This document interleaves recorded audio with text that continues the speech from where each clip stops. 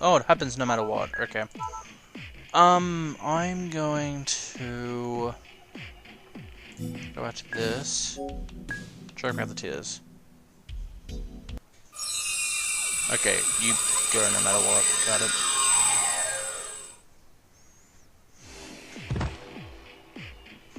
Why does that happen, though, I wonder?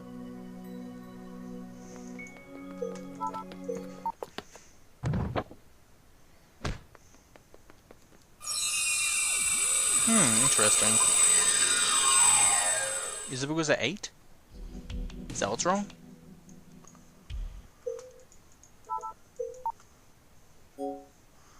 We're not like you. This is 3 of ours combined. We're not like you. Izumi felt shame of words. She stayed there, biting her lip as she hung her head. I was surprised at the thoughtless words that came out of her mouth, and immediately I regretted it. It's true that Izumi's selfish and self-centered, but that doesn't change the fact that she's a comrade who's fighting these harsh, difficult alongside us. Before I noticed it, I've started treating Izumi like an outcast, and said some pretty awful things to her. I'm sorry. Izumi wouldn't raise her head. Maybe she's crying. Realizing that Izumi was suffering too, I felt a guilt of swelled in my chest. I'm sorry. Huh? Izumi wasn't crying at all. On the contrary, she was wearing a smile of self-derision. Finally, you show your true colors. Izumi-san. Izumi's sharp eyes glared straight at me. It's always saying pretty words like, let's all work together to survive. In the end, you just want to save yourself, right? That's not... If I'm in your way, then you should just come out and say it. How about it? Just... Stop it, Izumi. Even if you say that, nothing will come out of it. Whether that is pretty words or whatever. If you don't help each other survive, we won't make it. Izumi grew sulky and withdrew back to the far side of the bed. She may not have had the energy to left to quarrel with us. Izumi's weakening at a remarkable rate. I sat and looked over to Yamagi. He only gave a small shake of his head as if giving up. Oh, it gets empty anyway. Don't identify. I tried to think of who the culprit could be, however I abandoned that thought immediately. This place is completely enclosed. It would be impossible for someone to just waltz in here and eat them all. The culprit was either Yamagi, Izumi, or Uni. It had to be one of those 3. It had to have been one of those 3 who ate it. However, I didn't want to point that out. Let's stop trying to figure out the culprit. Even though this isn't something you can easily forgive. If we try to search for the culprit, our relationship with each other might be damaged unnecessarily. I said that as a known as tone. However, Izumi suddenly burst out laughing. She began laughing while holding her stomach. Oh, my stomach hurts. What's so funny? Because the one saying let's not search for the culprit is the culprit herself. How can you tell me not to laugh? Eh? Izumi glared at me with eyes of contempt. What did Izumi just say? That's enough, sir. Can you stop trying to hide it already? It's painful to watch. What are you saying? Hide it? Who is? I am? It's you! It's obvious that you're the culprit. I'm the culprit? That can't be. Only you could have done it. Okay, there it is.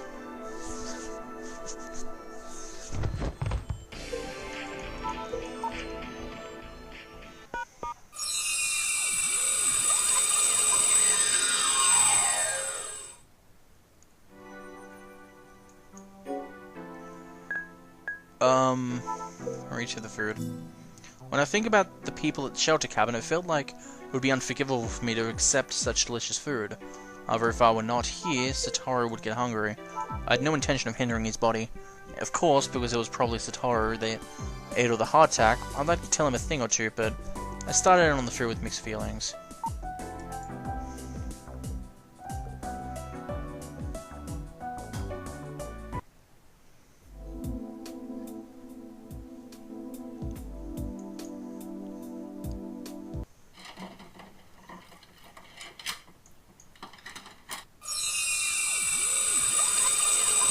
It was you. The hope that visits in the end. It's the helicopter, turned back to the cabin. Even so, I chose to go back to the cabin. I didn't want to die. Yamagi and Izumi had lost their ability to reason. Couldn't stop them anymore with my strength alone. That said, it would be suicidal to follow them. I kept standing still and saw Yamagi and the rest off as their backs receded from view. Their figures disappeared into the darkness and I was left alone in the dark world. Even though I said I'd return to the cabin, I didn't even know the place I was standing in to now. Where was the cabin? In the end, I decided to walk in the direction opposite where Yomogi and the rest had disappeared to. Rather than getting better, my hazy consciousness grew steadily worse. Not even conscious of where I was or what I was doing, I felt like I was about to forget both entirely. I was terribly sleepy. It was quite paradoxical, being sleepy even though it was so cold. I'll die if I go to sleep. It was a pattern you often see in dramas, but I didn't want to sleep. Thoughts of the sweet temptation of sleep run through my head. How happy I would be if I could sleep right here. If it meant I could sleep, I wouldn't care if I died. Even things like that crossed my mind. And then all of a sudden, I was pulled back into reality. Huh? Why was I walking in a place like this? Slowly looked through my surroundings. My entire field of vision was pitch black. Couldn't even see my own hands when I brought them in front of my face. Where is this? I could hear myself breathing loudly. A place where not a single source of light exists, darkness in its principal form. It seems the first time I've been through in a world this dark. Thinking of the darkness that spreads into the unknown, I shivered. That was the feeling of fear carved into my human instincts. That forced me to realize it. Without light, humans wouldn't be able to live. It felt like I was the only one that existed in the world. The feeling of isolation increased my anxiety terribly. Hey! Unable to contain myself, I shouted. How my voice was easily erased by the snowstorm. It diffused into the darkness. Anybody! I shouted at the top of my lungs. Even though I knew there wasn't be any way of a reply would come, I couldn't help but shout. Where did you go, Satoru? I noticed when I said that, Satoru shouldn't be here. Who was I with again? I was barely able to recall Yomogi, Uni, and Maizumi. It's strange. There's no way I could forget what was happening to me. Yomogi-san! My speech was slurred. Yomogi-fan! Yomoi-san! I repeated Yomogi's name over and over again. I felt miserable for not being able to speak clearly. Tears began to fall. The snow mingled with the wind violently blew. The snow mingled with the wind violently blew the drops off my face, and the trails they left on my cheek froze immediately. I rubbed my eyes, as I thought there was no one there. No one answered me. I was alone. Disaster, the world flew into my mind, and I fell into panic. My own thinking was too naive. The word reckless wasn't strong enough to describe moving along in the snowstorm. I could hear my own breathing quickly becoming ragged. I looked at my surroundings over and over again. Somehow I had to meet up with Yomogi and the rest. Even if their actions were suicidal, it was better than being here alone. Where are you? There was nothing. There was no one.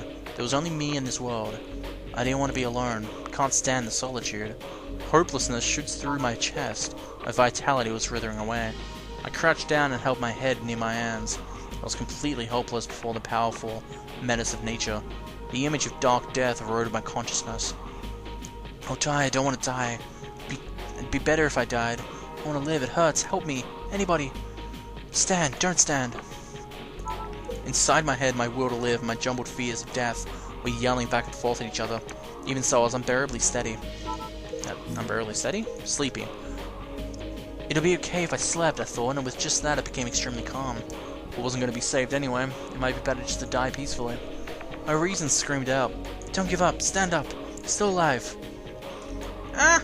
I shouted. By shouting, I was able to raise my own spirit. I frantically stood up. I don't want to die, I don't want to die. That was the only thought in my head. What should I do?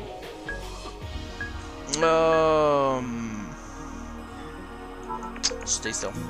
I believed, rather than moving around aimlessly, I'd have a better chance of survival if I stayed in one spot. Yomogi said he was going to leave me behind. Probably wasn't going to come save me. Still, it was dangerous to move around alone. I'll stay here and wait until the snowstorm settles. Strong winds were making my body shake unsteadily. It was taking all I had just to stand. But still, I stood there as if opposing the wind.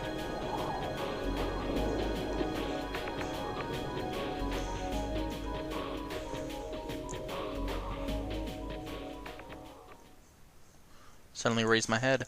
I heard it. I definitely heard it. It was the voice of Yomogi calling for me. Can't be. Did he really come to save me? Why? It didn't matter what the reason was. Now I'll be saved. Reader! Over here! Placed the last of my hopes in my shouts. I concentrate on staring into the jet black darkness.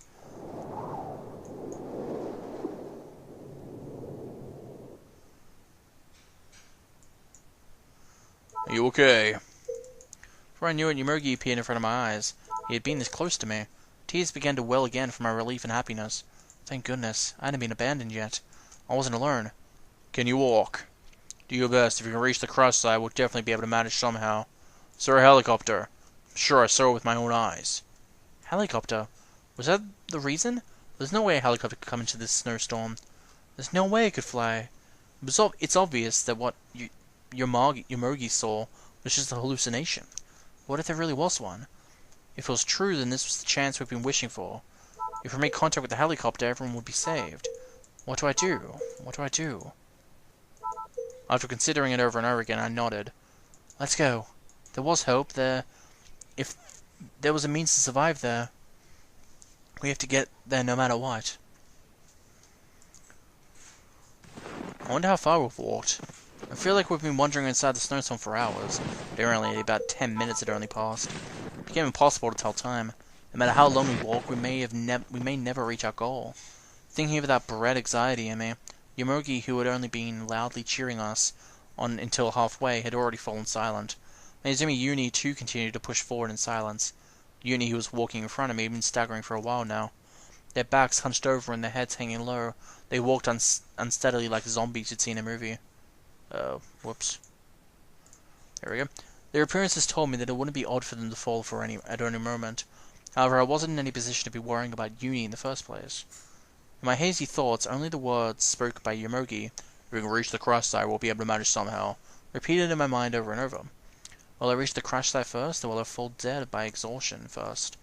My strength was already exhausted. What remained was willpower alone.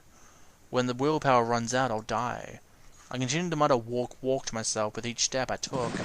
Suddenly, Uni fell face down into the snow, right in front of me. For a moment, I couldn't understand what had happened. Okay, there we go. I'm gonna go to the end. I'm gonna see what happens when I leave Uni. I understand. We'll leave him behind. Izumi was grinning. That's right, he should just be honest like that from the beginning. Because in the end, humans are just living beings that only value themselves. Oh, not like that. I screamed inside my mind. The decision to leave Uni behind was so I could investigate the crash site. It was so I could see whether a helicopter had really arrived there. Even if the helicopter wasn't really there, I was still planning on returning to where Uni was afterwards. That's why Uni... Wait for me just a bit.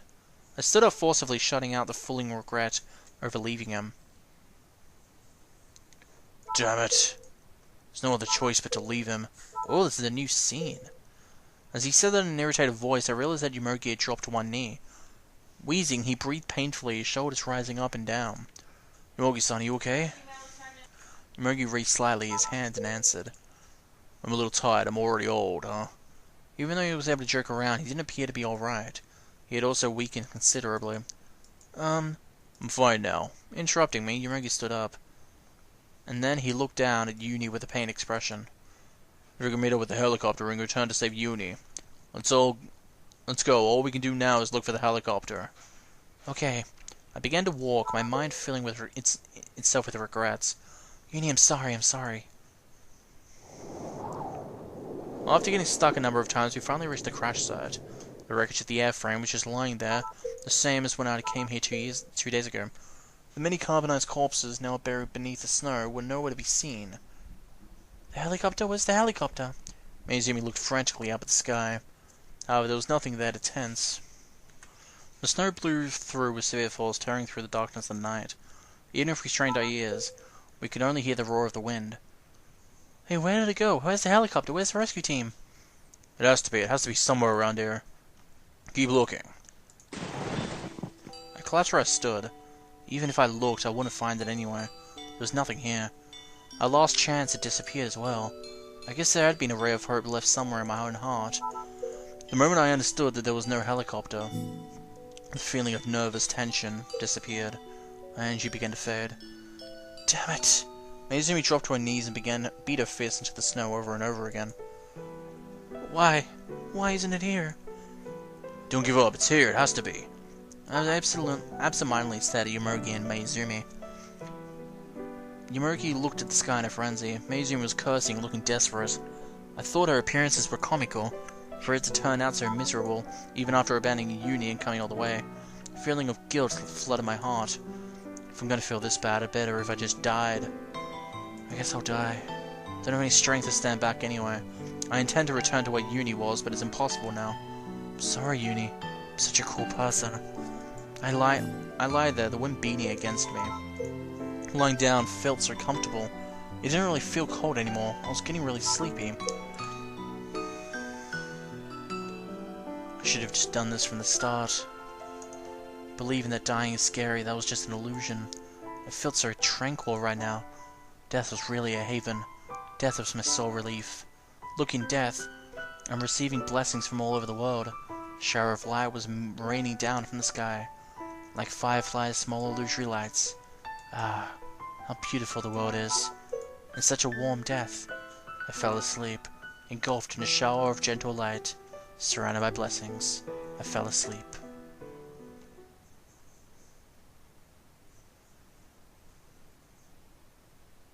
Wow! They just watched me die in the snow. That's just mean of them. That is just mean. Wow, thanks guys. Yeah, I'm dying here. Isn't that what you want? Me to die? Good for you then. I have to keep moving. I had heard moving aimlessly inside the snowstorm was nothing short of suicide, but even so, I need to keep moving. Nothing will happen if I just wait. Turned back around once more. In any case, she returned to the point where I separated from Yomugi and the others. The probability of me meeting up with them is, again, it's astronomically low though. But I had to believe. If I don't believe, only death awaits. I continued walking against the raging snowstorm. My strength was being snatched away, I couldn't see anything. I don't even know where I was walking anymore. You could say more steps were advancing through inertia alone. Walk, walk, walk. I continued instructing myself to do so. I could confirm that I wasn't dead yet by walking.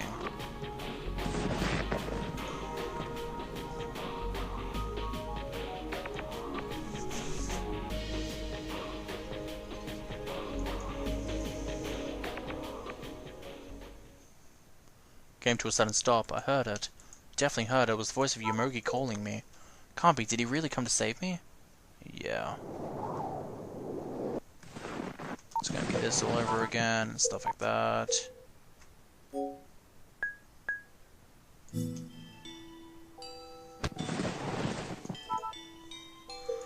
Alright. So I don't know where the other bit of that is, but don't really care.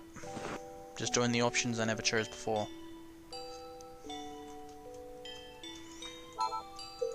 Oh. It's gonna be alright. If we don't lose hope, we'll definitely be rescued. I don't know when this started. Everyone will return together. That's why we have to go back now. Our words completed without base. But even so, if we were able to give Mayuzumi some encouragement at the very least, then this is fine. Pulling at the hand of the sobbing Mayuzumi. My sense of direction. Okay. That was weird. Ogi-san! The flashlight waved as I called to him. This way. Yomugi had dug a shallow hole in the same thing. He was lying down in the hole as the snow. Uni was curled up against the chest. How's Uni? He's still okay, however in bad shape. Let's go back to the cabin. Yomugi gave me a small nod. Mayuzumi and I helped Yomugi as he began to crawl out of the hole. Yomugi looked like he wanted to say something to the oddly obedient Mayuzumi, but in the end he just gave me a small wink instead. End of sacrifice. Continue watching. I needed to watch quietly. I watched about Uni. Felt we had to hurry to the shelter cabin so that we could get there even a moment sooner. Yomugi was having a lot of trouble carrying Uni. Yomugi's breathing was already ragged, but even then, he didn't utter even a word that betrayed any weakness. Let's go. Saying that, he began walking steadily forward.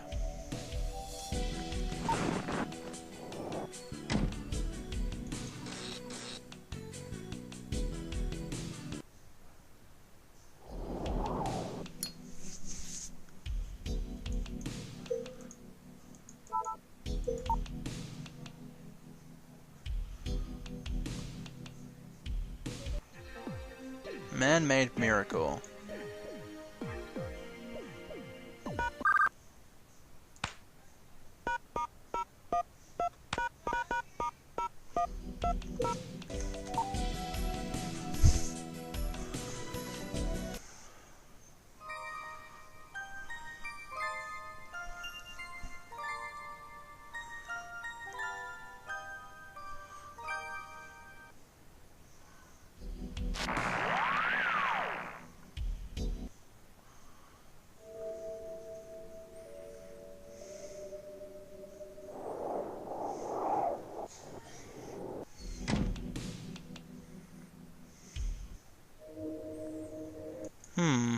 That's interesting.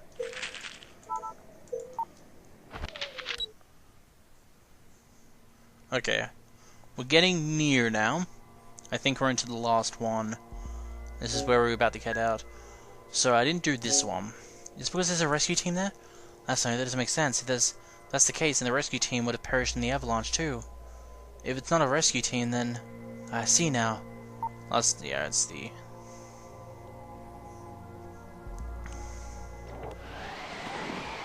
Okay. Go back. Let's go back. It's better this way. Don't have this strength. As I thought, I really shouldn't have headed to location X. And to make things worse, it showed a lack of all common sense for an amateur like me to try to traverse the snowy mountain all alone. If I take them lightly, the fangs of that force called nature would mercilessly devour me. I don't want to die. So let's go back. I made my decision, turn back. Tracks I carved out by walking through the snow had already been erased by the blizzard. Carefully making sure I was going in the right direction with the compass, I began to walk. When I still have the strength left, let's go back. Even if it means pushing my body even further past its limits.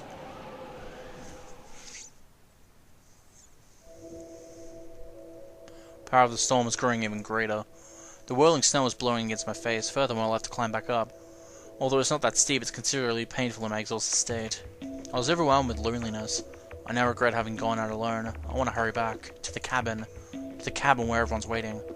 Fuyukawa-san! Suddenly I heard Yomogi's voice, calling me. Why would he be here? I used the flashlight to illuminate my surroundings. Fuyukawa-san! Heard it again. Yomogi-san, where were you? It's dark and I can't see him. Thank God you saved us, coming for you. Seems like he followed after me, even though I told him to wait. But I was secretly relieved. If Yomogi's with me, then everyone's alright. I don't feel alone anymore. I can return to the cabin without a problem. Gradually I began to make out his figure in front of me to the left. Waved my hands. Yomogi-san, I'm here! Really, give me a break. As he grandiosely shrugged his shoulders, Yomogi grew deeper. Why are you here? What do you mean, why? You were just all of a sudden... Without warning, he vanished. What? He literally just vanished. In an instant, Yomogi's figure, which had been put few meters before me, had disappeared. Yomogi? That wasn't an illusion, right? Can't be. Yomogi had definitely been right before my eyes. How could he just disappear instantaneously like that? I looked around me. Nobody. Only a black world. Yomogi-san! I heard him. Heard a groan. I can't see him. But don't kid around, please. This to be a joke, right? It's not funny. Please come out now. No answer. Where are you? Here. Where is that? For some reason, Yomogi's voice sounded weak. He seemed to be in great pain. Down here. Where? Down where? Casually pointed the flashlight towards my feet. I shivered. From where I stood, no more than a dozen centimeters ahead. There was snow or ground. There was not a cliff, and Yomogi was clinging to the edge. Corn ice. The snow collapsed and fell away. He just barely clung to the protrusion made by the collapsing wall of snow, so high up that I couldn't even see the bottom when I shone the flashlight downwards. My legs buckled. Fear rises from within me, setting my hair back on end. Yomogi! What do I should do? I can't stay calm. I'm panicking, even though I'm not the one in danger.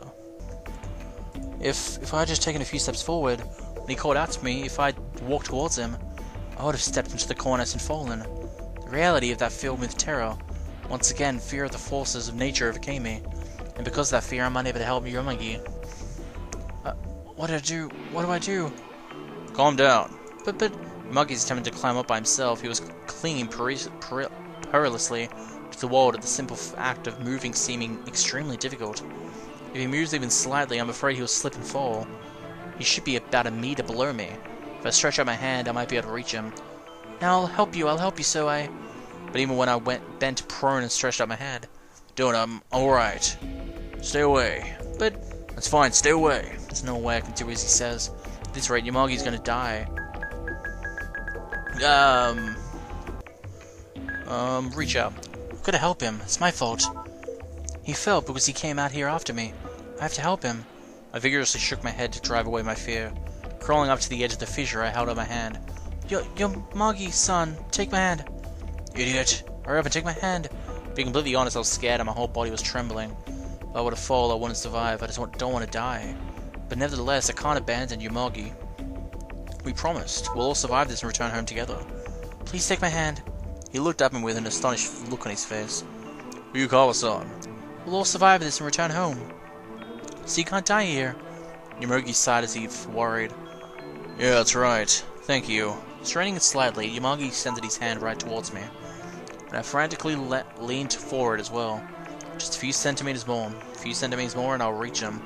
Force myself to bend forward and further. Just a little. I'll be okay. My fingertip touched his outstretched hand. Okay. Suddenly, the edge of the cliff collapses. I fall. I fall. Slammed against. I fall to the bottom of the cliff. Okay. Okay. Got it.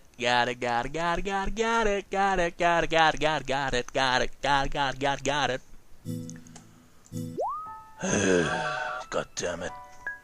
Death everywhere. Death. Who doesn't like death? Death. As Yumagi told me, I patiently stayed where I was. Even if he said, help me, my body wouldn't have moved. It's all my fault. My fault, that Yumagi-san.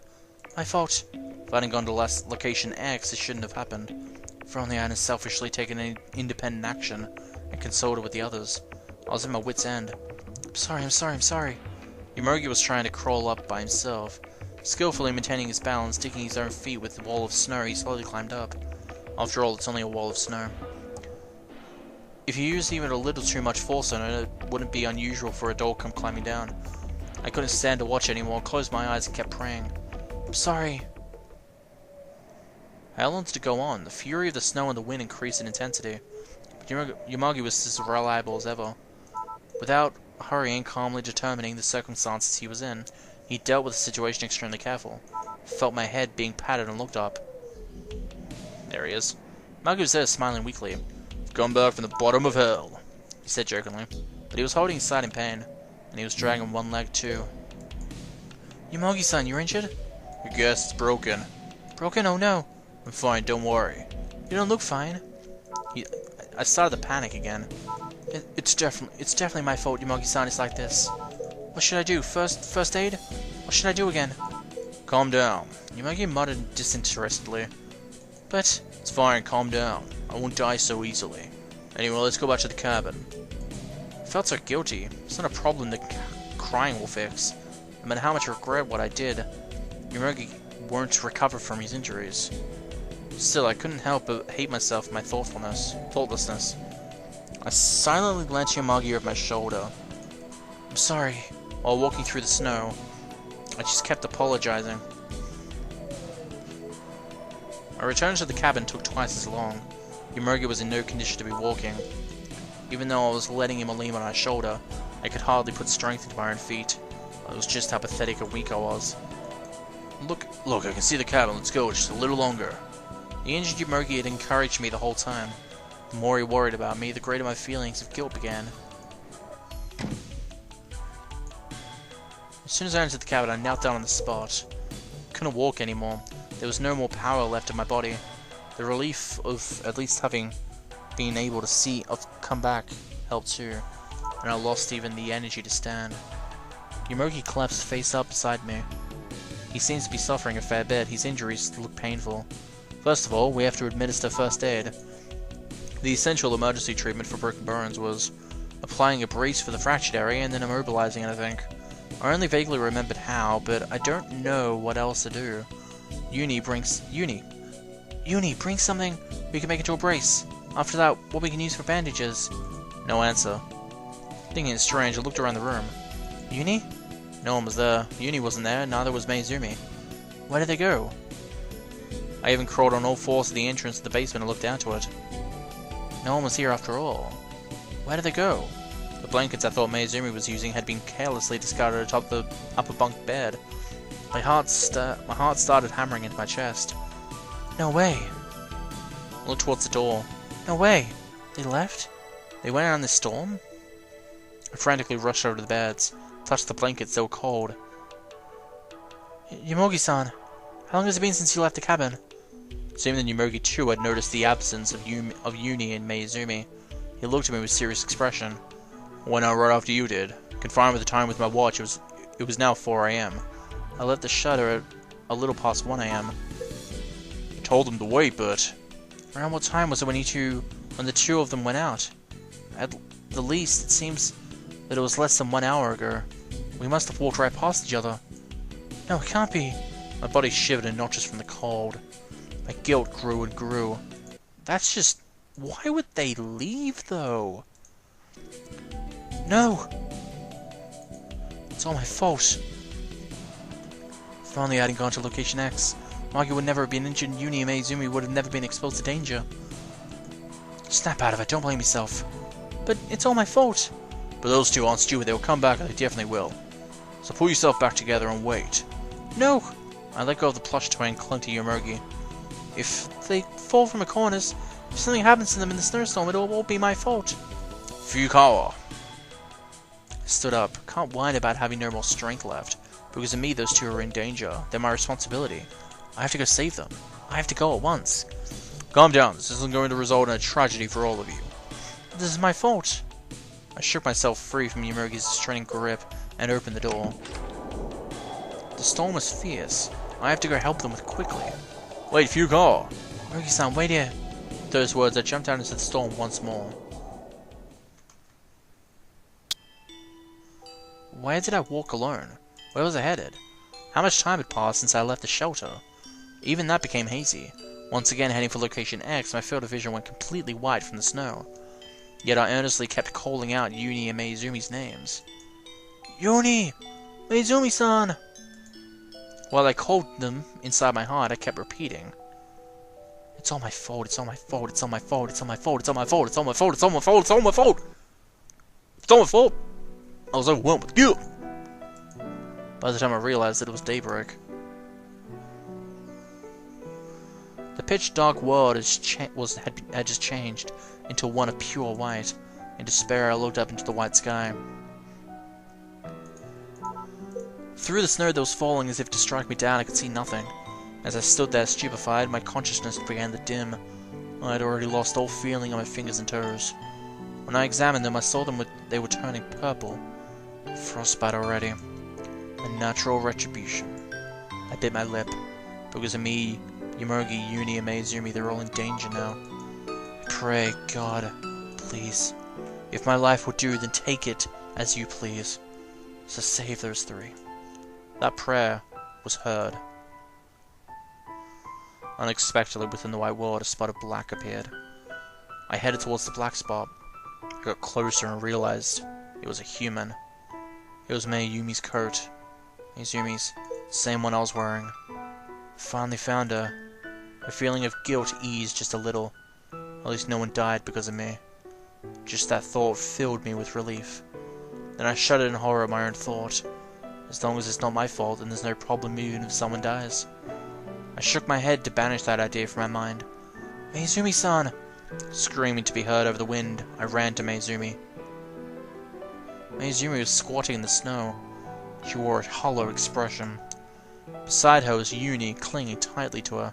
Snow covered both of them, even clinging to their faces. Even as she was looking at me, Maizumi showed no reaction at all. Maizumi-san, are you alright? My body... I don't feel cold anymore, on the contrary, it feels kinda good. I gulped. Meizumi's body, she definitely wasn't shivering. Recalled Yomogi's words. With hypothermia, the body starts shivering when it becomes serious. If that happens, then you won't be able to do anything with only emergency measures.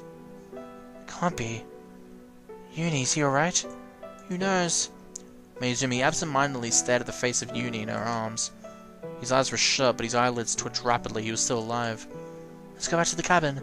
Even if I say that, Maizumi and Uni were so debilitated that they couldn't walk by themselves. And I don't have enough energy to support both of them. I'm utterly at a loss. I can't take even a single step further. My field of vision went dark and I crumpled where I stood. Before... Eh? A little while before, right there. Meizumi's tone was awfully carefree and indifferent, as if she had no emotion. Yomogi-san was... Yomogi-san? He was saying something, but he fell. I turned around, startled. Around 10 meters away from us, Yamagi lay face down. His body was already almost completely buried under the dirt. What? Why is Yamagi there? Even though I told him to wait at the cabin. He ran after me again and found them before I did. Even though he was injured. Why weren't anyone... Listen to me. Though I understood that it was nothing but an outburst of anger, I still couldn't help but feel annoyed. I struck the snow in a rage. Why can't you just wait there like I told you to? You're all just creating more disaster on top of what we've already got. It's just idiotic. As if I was the one in the wrong here. Don't make it a fault. It became impossible to think about anything. I was just getting more and more irritated. Irritated how everything was going wrong. Irritated at what I had caused. Irritated at the fact that even if I wanted to somehow deny my responsibilities, I couldn't come up with any excuses. Irritated at the snow that kept falling mercilessly. Irritated at the rescue team that won't come to help. Irritated at the incomprehensible events I kept getting caught up in. I'm so fed up with it all. Enough, this is just too much. Everyone should just die. Including me, we should all just die. It would be so much easier.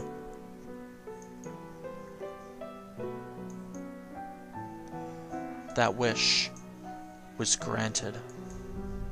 My vision blurred, and the ground that had just been supporting me disappeared. Zero gravity. This is an earthquake. Unbelievable, it's actually the avalanche. Surrounding quieted down as nothing happened. To be more accurate, the sound of the snowstorm continued as before. To me, it felt like all the other sounds had been swallowed by the earth, and days I sat there petrified. And then the time came. Heard the grounding of the earth. Startled, I looked up. The world swayed again. Another earthquake? No, it's not. Something frightening approached us. No way. I looked towards my wristwatch, panicking. Snow covered the dial. Clucking my tongue, I scraped it off. The hands of the watch. 6:53. I wonder why I'm laughing. Right now we're at location X, the place where we're supposed to die. Eventually, despite having struggled like we mad to live, we couldn't defy fate. What is this? Well, whatever. Whatever happens, I don't care. I lay down, spread-eagled in the snow. Thinking back, it was ridiculous to try to fight our fate. It's the avalanche. It's the avalanche, run! It's useless, Maizumi-san. Our fate has been decided. No one can escape it anymore. Uni! Even if only you... Like I said, it's useless. Even if you struggle, God just will have a good laugh and then kill us all like insects. Run! There we go.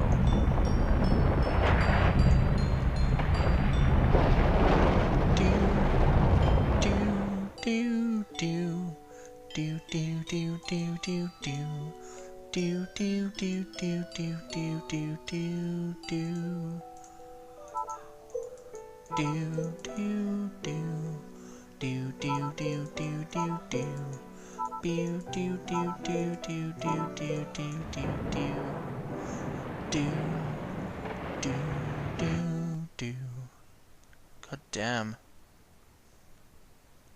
It's like goodbye life, goodbye me. God damn. These endings are very sad. I'm just saying. Like, holy crap. These guys who made this game really know what they're doing. Holy shit. Alright, so... I'm gonna go back here. Keep going. Determined fate. Have I got everything for this one? Yeah, I've got everything for this one. Alrighty! So after 2 hours and 30 minutes, I have gone through everything that I can. The only things that I am missing, the only ones that don't have 100%, are ones that aren't about choices. They seem to be, if you've made a certain choice in the past, a new thing will happen in this. And since they're all split in different scenes, it makes it easier for each scene to do like different choices. But when scenes start adding extra scenes based on past choices, it makes it a little more difficult to do. And so I'm not going to try them. I'm not even going to look up a guide. If this game turns out to be the kind of game where you need 100% everything to be able to get the secret ending, fuck that. I'm just saying.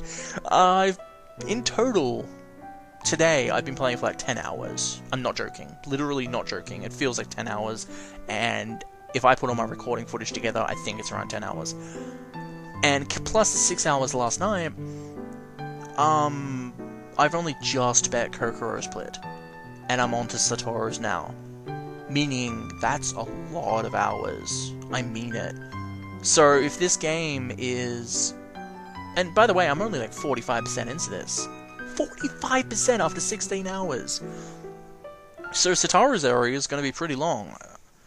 Meaning, if this game forces me to have to get 100% for everything, I don't care. My friend said there's 4 main endings.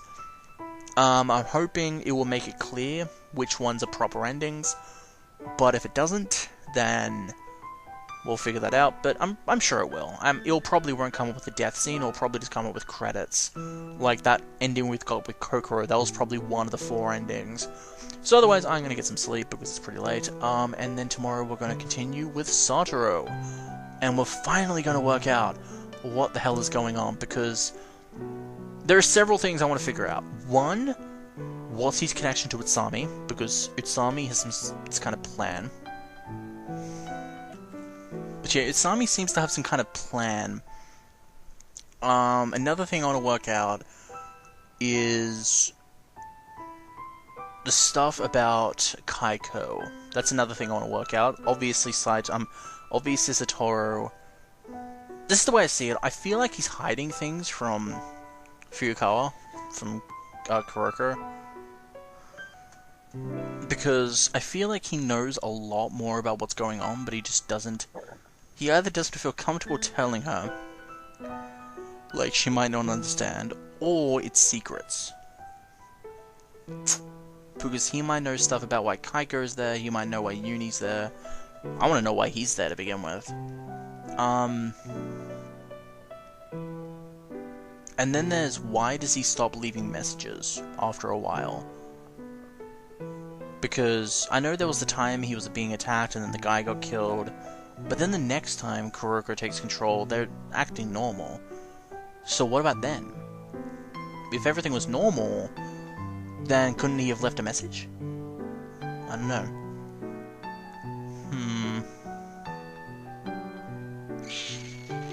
Otherwise, I am going to take a break, so we'll find out answers next time. Otherwise, I'm going to split this up into, like, I don't know how much episodes, because I'm recording for 2 hours and 30 minutes, just by going from the start to the end, getting all the choices. But yeah, I'll see you guys later. See ya!